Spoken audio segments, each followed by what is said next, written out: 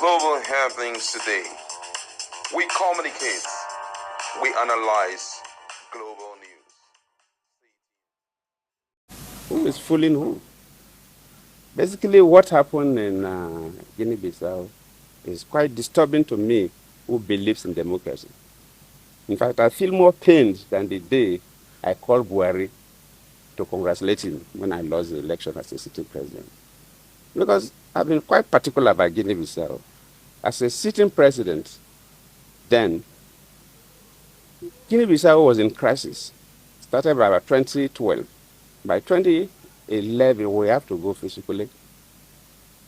Worked with them and made sure that by 2014, we went 2013, elections were conducted. In fact, it was so bad the day that I learned that a military man went to the office of the prime minister and slapped the prime minister in the office. It was that bad.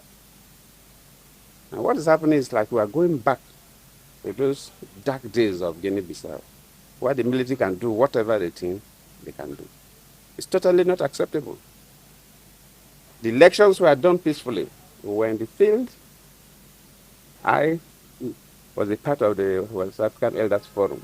Normally, we are not co-observers, so we didn't deploy observation teams across, but we observed within Bissau, the capital, and the neighboring settlements.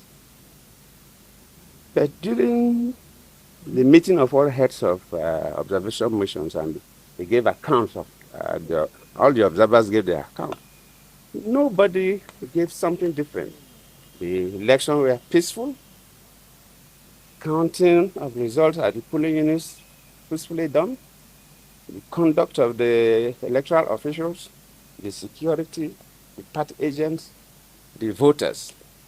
It was a good election, and one expected the result to be announced.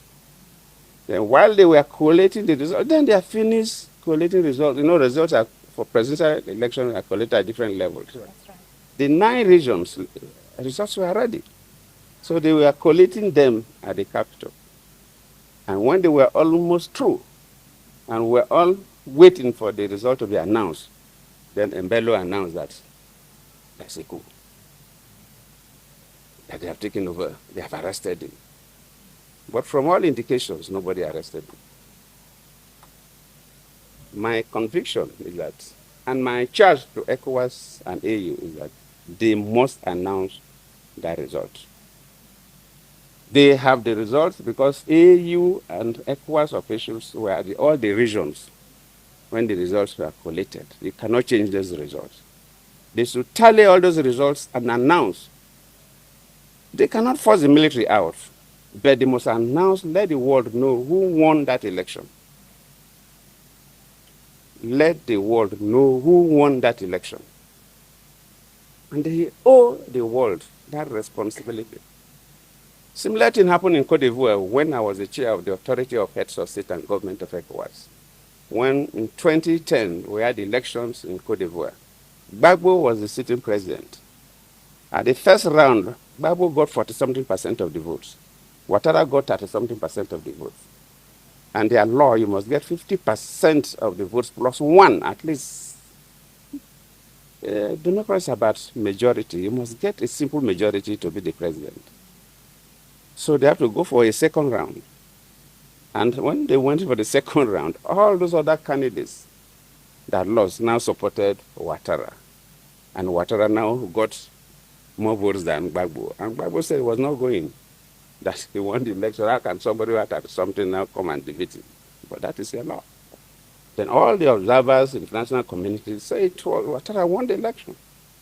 Then we ECOWAS say, well, you're our colleague, but you have to go. If the observers, everybody say Ouattara won the election, Ouattara must be sworn in as the president of Cote d'Ivoire. I stood my ground as the chair of the Authority of Heads of State and Government of ECOWAS, and Ouattara was sworn in. So the leadership of ECOWAS, luckily Madabio was a former military man himself, so he should be courageous. Leadership of AU, they must be courageous. They must announce who won that election. I'm not saying they should mobilize soldiers to go and fight. No need to shed blood, but we must know. Because the results are there. They have the results. The AU, ECOWAS, they have the results. So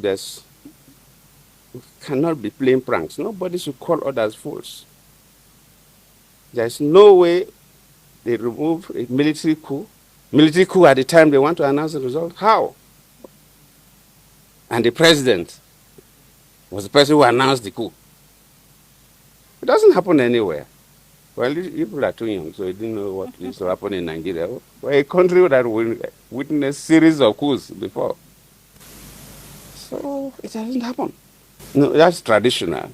Because ECOWAS, though, if you follow the history of ECOWAS started when a number of West African countries had military leaders.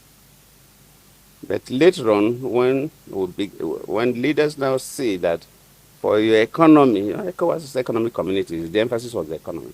But for you to develop your economy, you must be politically stable.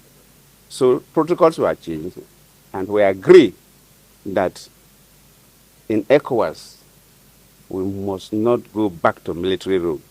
We must not go back to military dictatorship. We must embrace democracy. And since the change of protocols, if any country, a military takeover, that country is suspended. It's natural. So we expect that, and they knew it was going to happen. So it's not strange.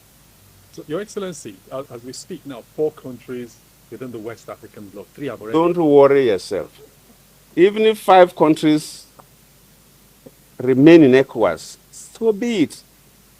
It's costly to do the right thing. But ECOWAS must not bother. If Guinea-Bissau want to join the military camp, they should.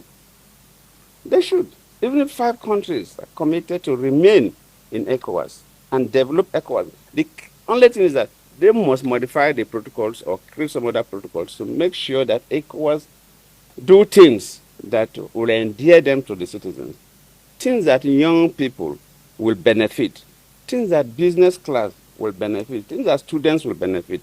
Let ECOWAS be attractive to citizens of the community, not just talking about political issues. When ECOWAS continue to do those things, these countries, they will come back to join ECOWAS. The military, it will not be forever. You carry gun today, took over government, with time, the society will be tired of you and will ask you to go. It will not take more than 10 years for all these countries to go back to civil rule, and they will join ECOWAS. So for now, even if only 5 countries out of the 15 are ready to carry on with the ECOWAS, they should. So we should not bother about that and begin to change their position. ECOWAS must stand firm. We cannot accept military. That is the most painful thing. President Mbello, just yesterday, was the chair of the Authority of Heads of State and Government of ECOWAS.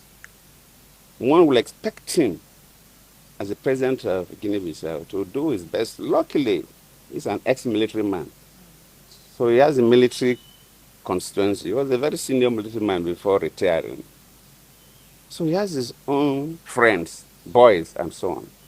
He should be the person that can prevent any coup in Guinea-Bissau. I don't expect a coup that will remove him from office. In any case, the election, immediately they announced, for them, immediately the results are announced. They inaugurate the new president the following day, so his tenure was almost over. But I don't expect him to be as the president of Guinea-Bissau, a retired senior military man, and they organize coup against him. I don't expect.